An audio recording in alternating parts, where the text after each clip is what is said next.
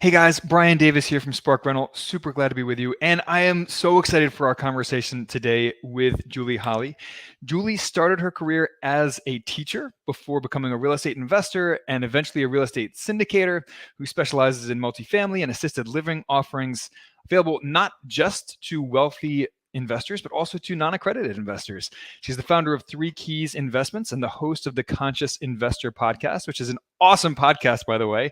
Julie, welcome to the show.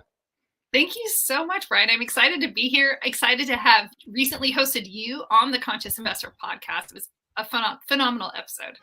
Oh, it was such a fun conversation we had, and I'm really excited that we get to, do the reverse here, return the favor. So, on that note, let's rewind the clock to the beginning. Tell us about your early days as a real estate investor. While you were still a teacher. Yeah. Can we also rewind some of the wrinkles and everything? Does that work also? Well, if you figure out how to do that, let me know. Okay. All right. Non-invasive. You can no downtime. Non-invasive. Rewind the clock. No kidding. There you go.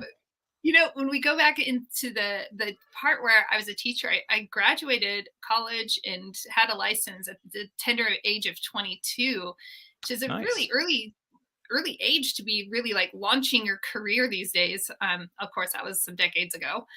But in that process, I also, purchased my first home. It was amazing. My dad and grandpa were in real estate, so I'm third generation.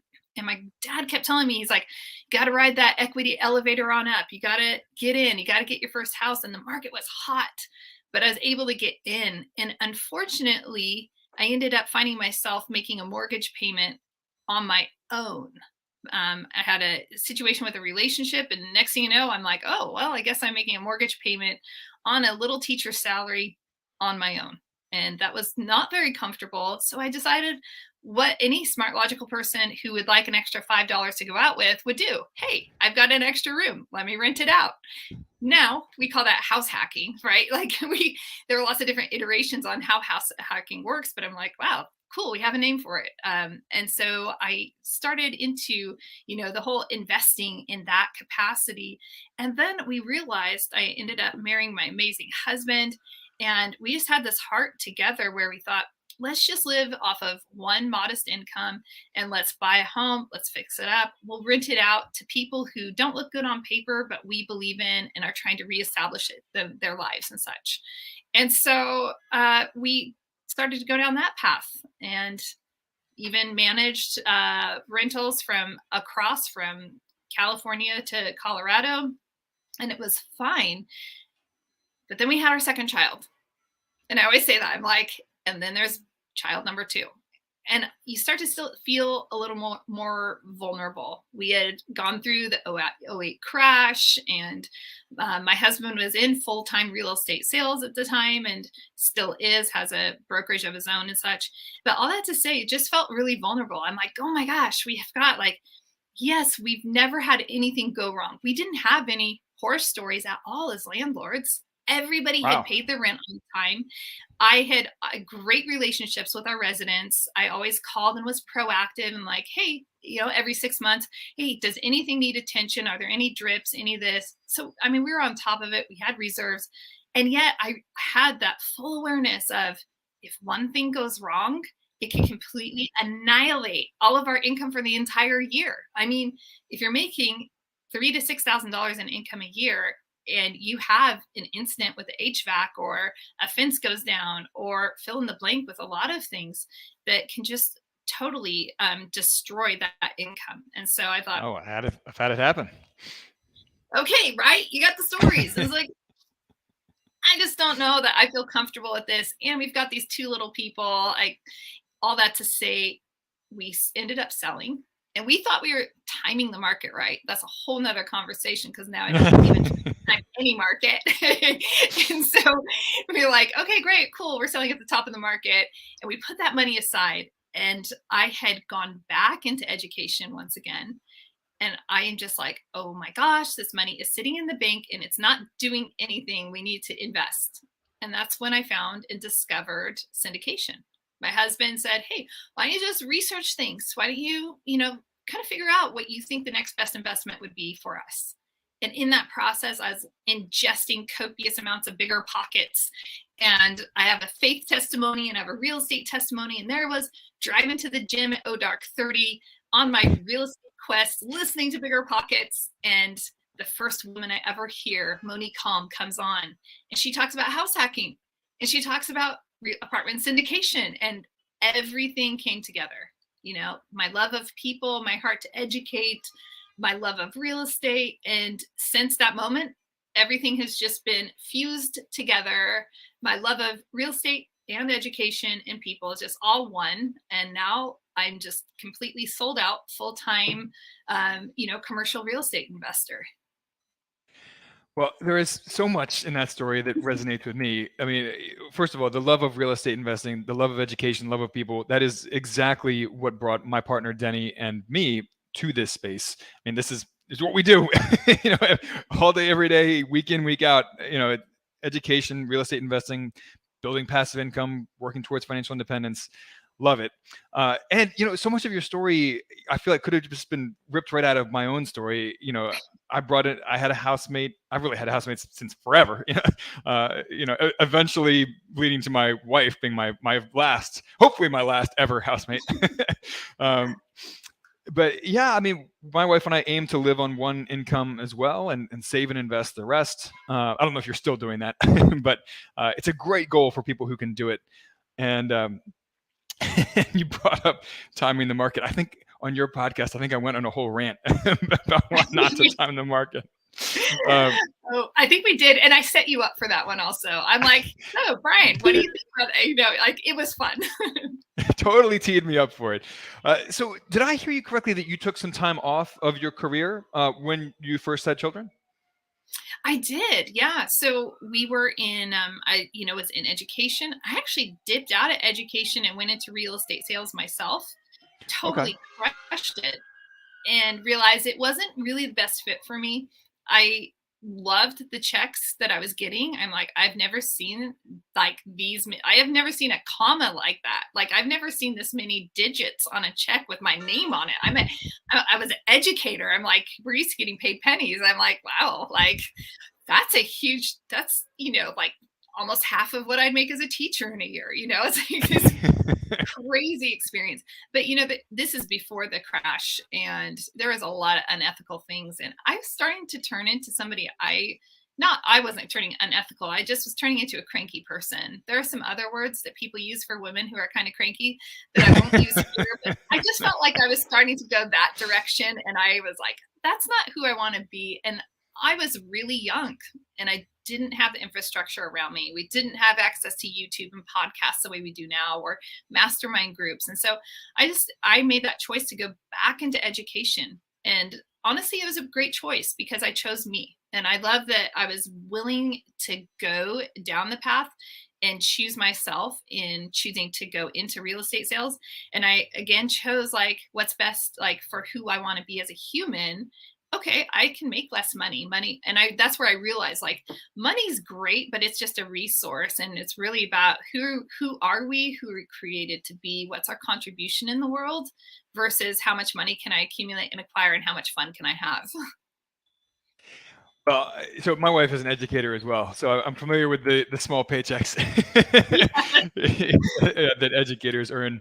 That being said, my wife, as an international educator, does get some amazing benefits on top of the smaller salary. So, can't complain too much. But no, I love that you, first of all, that you knew yourself well enough to make that shift, because a lot of people, they get the golden handcuff, right? They say, well, I don't love, this work that I'm doing, but the money is so good that maybe I'll make it work.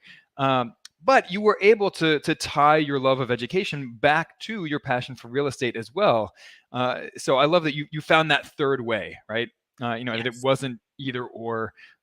There's always, or maybe not always, but there's almost always a third way, right? Oh no, I think there always is. There are always multiple options. They might not be our favorite options, but there are usually other ways that we can, MacGyver life, if you will. I totally agree, and that's a theme that I try to bring up again and again is intentional living, lifestyle design, whatever you want to call it, but just bringing that intentionality to everything in your life, from your work to your family life, your social life, your extracurricular activities, down to where you live, city level, country level. I mean, that's why I'm here in Peru, right? Um, yeah, I'm just all about that intentional living and lifestyle design, and it seems like you have really uh, prioritized that and mastered that in your career. We have definitely chosen a lot of intentional living. Yes, and you mentioned I did stay home with our kids when they were young. I even homeschooled our kids when they were young, and so we've really given ourselves a lot of permission to just ebb and flow with life and to say what works best and what's for us right now at this moment versus like just set it and forget it. And a lot of people live life on autopilot and they're disengaged from, is this still serving me? Well, this was really good then, but is this the best now? Well, actually it was best for my kids to go back, and it was scary for me, like, oh, they're going back to public education. I don't know that I like, some of the things taking place, but but trusting the process and realize and watching my kids flourish and thrive and bloom, sometimes life will take turns, and when we're willing to receive them, they serve us powerfully. But when we sit, we can get in the same status quo, we can get so crusty. And it's true in our personal lives, it's true in our professional lives, and it's certainly true in our investing. Sometimes people get crusty in their investing and they just say stay in one asset class, and they're like, no, this is only, it's like, actually, have you looked at the stats on that asset class recently, or on that market, or on like, yeah, that was good then, and what you're invested in there is still going to do perform well, but we need to be thinking outside the box. Yeah, well, the only constant in life is change, right? And when, like you said, when people get crusty in their careers, in their personal lives, in their investments, that's when things tend to go sideways for them, right? They Yes. yeah, I mean, they get stale in their careers, and then they do less good work. Their marriage and their other personal relationships get stale, and yeah. So I mean, that's a whole nother rabbit hole we can go down. But uh, to bring it back to real estate, because otherwise, I can go down rabbit hole after rabbit hole. I know. You and I uh, both. yeah. So tell us about your transition into becoming a real estate syndicator, and the first syndication deal that you did, some of the challenges that you experienced, and how that has evolved over time. Oh, I love that. Well, I knew immediately that I wanted to serve investors specifically, right? So I know we have people that are in acquisitions, they're going out and they're finding, the next asset to purchase. Or we have people that are powerful analytical minds that underwrite and, have all of those things down. We have asset managers. I'm not into spreadsheets. I'm not into numbers. Yes, I can do them and I will, but it's not my joyful spot. It's not my zone of genius. And I've learned, well, so I knew from the very get-go, wow, I just want to serve investors. I want to educate investors and I want to help them. I want to empower them to be able to make their first or next investment decision in a really wise, grounded way. And so, how can I do that if I've never done it myself? So the first part of my entire syndication journey began with me actually doing everything that I anticipate my investors doing. So I invested passively. We rolled over self-directed funds. We got started with infinite banking. We started taking all these steps ourselves because I don't believe that we can invite people or ask people to do something that we have never done. And it serves me powerfully because even to this day, this very week, as I have investors wiring funds, I have some new investors and like, wow, this is really scary. I know that feeling personally. I remember that feeling like it was yesterday, even though it was years ago. I still remember that feeling. And so being able to empathize with where they are allows me to provide really true support in their process and in their journey.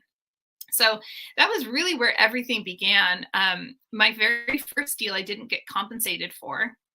It was a strategic partnership, and I had an opportunity to partner with a very elite investor, somebody who was a mentor in my life, and invited me to the table because I believe that mentor had saw me say no to so many opportunities that came my way. I'd had people invite me to join their general partnership to be part of really great, quote unquote air quotes really great deals, and they just didn't resonate with me. They didn't fit my criteria. I have very high standards because I have been raised in real estate. I understand real estate market cycles, and I understand, bridge debt and, adjustable rates. And I have a aversion to things like that. It has served me and the investors that I work with very well, definitely to this day. But all that to say, that first deal was just where I got to wet my whistle on serving investors. And really, quite frankly, it was hard. It was so hard. And I thought I had built up a platform. I thought I had done enough and that people just want to throw money at me basically and say like, yes, we want to invest with you. And it didn't happen that way. And now it's a very different landscape, but it was so good. It was so painful and so difficult to have that, what I would call, like, it wasn't a failure. It was just, it felt like such a setback at the moment, but it was also part of what forged my understanding. Like, okay, well, how do I need to really be earning? We earn trust with people, right? So how do we earn trust? Well, we have to build a relationship. And then when we have a relationship, we establish trust. And through that, we can have influence in people's lives. And now we can support them in more powerful ways. And so all of that first experience really taught me so much that was important to where I am today, which is, will be, I don't know, almost like, if people care about units, I don't care about units. I'm like, see, I can't even tell you like how many do we have right now, but we'll be over the 500 threshold easy, when we close next month. And so that's exciting, but it doesn't, I mean, like, you and I know it's just a number. And so like, it really doesn't matter. Like, are the assets performing? So all of our deals are performing and they're strong. And it's like, okay, great. We're doing what we said we were going to do. Well, I love that you intentionally went out and tried to walk through all of the steps that your investors would be taking themselves, to prepare yourself to work with those people on their own terms and to be able to speak from a place of personal experience. Especially, So I have invested as an LP, of course, before we started our investment club, and I invest personally as an LP myself in every one of the deals we do in our investment club. But I haven't gone as far as like opening up a self-directed IRA, for example, even though we do, some of our members do invest through self-directed IRAs. I have not done infinite banking. I just infinite banking. I've heard so many mixed things on that, but again, that's a rabbit hole we don't need to go down right That's a this good moment. rabbit hole. Yeah. But I think you and I, when we were talking on your podcast, we were talking about the idea of tripping forward and how even some of the hurdles that aren't home runs, right? Not to mix my metaphors there, but those challenges, even when they're not the home run or the win that you think they're going to be, like like you said, you didn't earn money on that first deal that you did. I'm sure it was such an amazing learning experience that you would not have traded that for the world, even though it wasn't a big moneymaker for you or any kind of moneymaker for you. It sounds like, but it sounds like it was a great learning experience. So on that note, before we get away from the beginning stages of being a real estate syndicator, for any audience members out there who are interested in potentially becoming a real estate syndicator, do you have any words of advice or best tips for them as a first step forward in that direction? I would definitely say go to an event. I think I went to, what I didn't mention was I went to one specific event. It felt like a college class.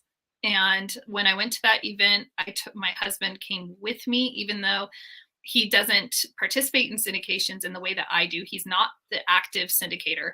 But we had this thing. And so whoever your partner is in life, if you have a life partner, a spouse, or a partner, like, invite them to come along, because I knew I needed that soundboard. I knew I'm like, this is all new and I'm going to be going through this. Let's make sure that we're on the same page together. And so that was really powerful. And we sat through like 3 days and our brains wanted to just melt. They were steaming for sure. And then we went to another event a few months later, and And it was like, oh, well, we understand that. We understand that. We understand that. And then it turned more into the networking and getting to know people. And so I think that being around in the culture of this environment, it's a very special environment where people are really collaborative and genuine and very abundant. It's not a joke. Like, people have an abundance mindset. It's amazing. I always joke that like all the best people in the world are like in the multifamily syndication commercial real estate space, but that's not true. um, but all that to say is like, invest in your education, invest in the people that are around you, surround yourself by strong investors, and don't be afraid to trust your intuition and to say, this isn't the right deal. Even if you don't know why it's not the right deal for you, like, when it's cold feet and when it's like, I just don't know why. Like, don't be afraid to say no to a deal, but when the numbers line up, don't be afraid to say yes to the deal and the opportunity or the person that's inviting you to something. And saying yes and tripping my way forward, as you said, has been, I've just lived outside of the comfort zone and just said yes, even when it felt like it was stretching me so far outside my wheelhouse, or maybe I really didn't know something. This never involved investor capital ever. Like, never do that when it involves other people's money. But if it's you, just say yes, and you learn and you grow along the way, and it opens up opportunities.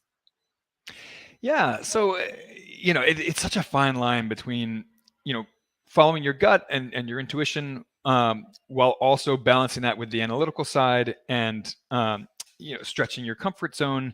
In some ways, these can all feel like, contradictory ideas. But, I have found that the better that you can balance, your intuition while not letting fear hold you back, right? So, and I think you were talking about that. The cold, is it cold feet? Is it that my intuition is telling me that there's something wrong here, but my brain just hasn't caught up with what it is? Is it that I'm just nervous about stretching my comfort zone? You have to know yourself well to know when is it any one of these different things. When should you push forward despite feeling a little uncomfortable, versus when should you pull back and say, no, there's something not quite right about this. I'm gonna I'm gonna pull back. So anyway, I'm off my little tangent there. I want to ask you about assisted living, because you are one of the first people. I think you are the first person actually we've had on the show who specializes in assisted living facilities. And I want to be respectful of your time here. I know we're short on it, but I love that niche. I think there is certainly a need for that moving forward with the silver tsunami, as they call it, as the baby boomers age. So, tell us a little bit about how you got into assisted living investing, some of the basic fundamentals that people should understand before participating. So, yeah, dive in and tell us a little bit about that. Yeah, let's dive in. I wanted to be involved in assisted living years ago, and I was advised to stay away from it. And I think that was very, very wise guidance. And the reason is that you're not just buying real estate; you're buying a business, and you are acquiring a staff of anywhere from 50 to 150 employees.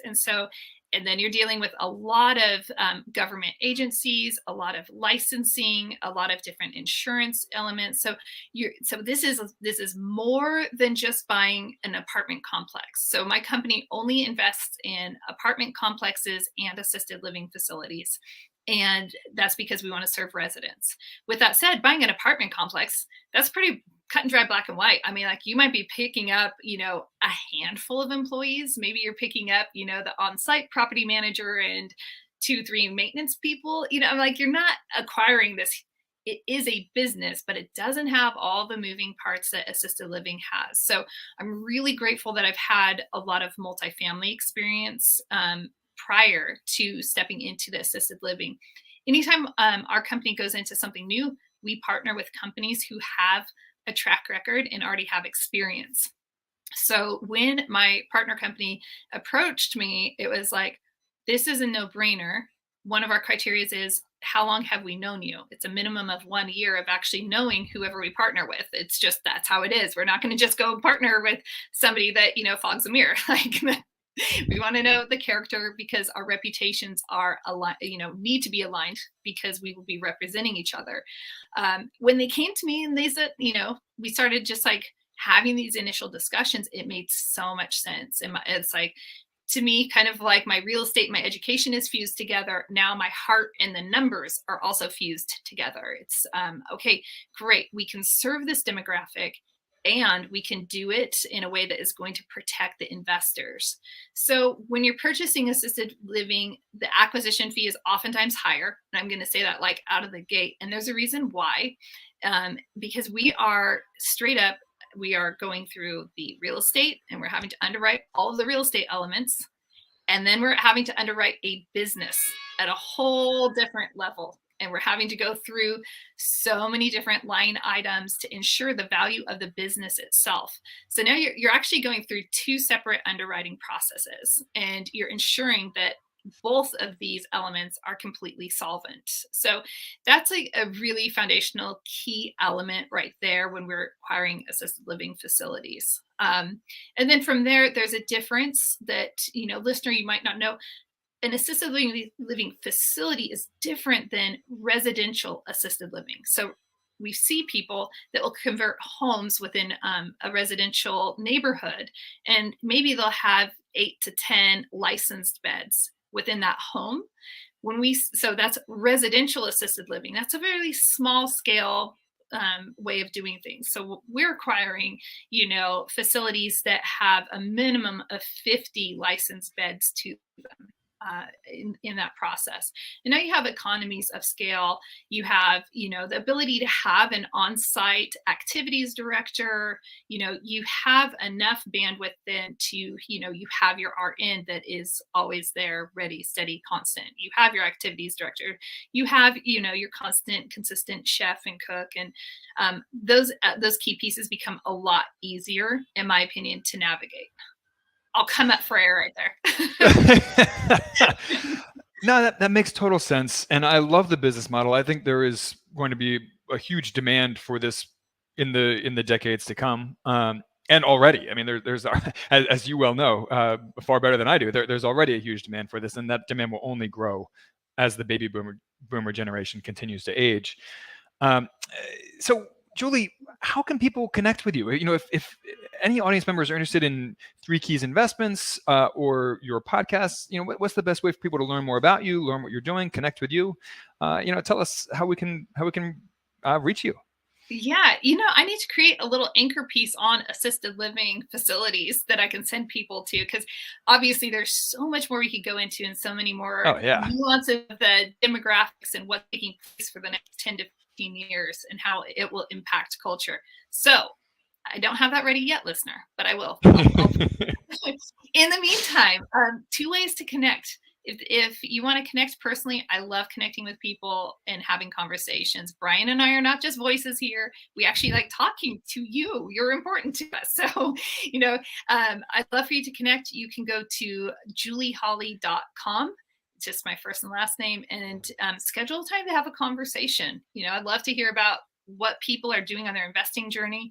And, sometimes I can support them or point them in a direction that is going to empower you to take your first or next step.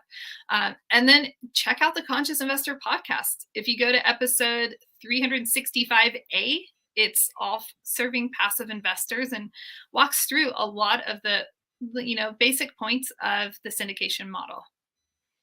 No, that's perfect. And can I tell you how jealous I am that you have a domain name of your own name? As someone with the most boring name alive, Brian Davis, there's no way that I was ever going to get briandavis.com. You might just okay. Mine wasn't available. I used to be a writer, and it wasn't available, and I'd always check because all my other writing friends who were published had their domain, and I would just check regularly. And guess what? It came up. And so I was able to snag it. So just keep checking. Don't give up on it. As a funny aside, there's a Facebook group called Brian Davis Will Take Over the World. And it's only of Brian Davises. So people who have never met each other, but just happen to share the same name. And there were like 400 guys in there, like 400 some Brian Davises. And they were like actually close. Like, I mean, one of them died and they were all like putting these tearful remembrances up and stuff. I mean, it was nuts. So endearing. I know, right? What? Like, and I think they even did like in-person meetups sometimes. Like, anyway. Wait, let's just add to this little fun banter real fast. I'm in the first name, last name club. So my first name and my last name are both, my last name is actually a first name also. So Right. I've met gentlemen and women who are in the first name, last name club. So Well, that's awesome. I love that. I'm not in that club, but now you're you're made me the kind of Brian jealous. Davis club. I mean, that's the club to be in.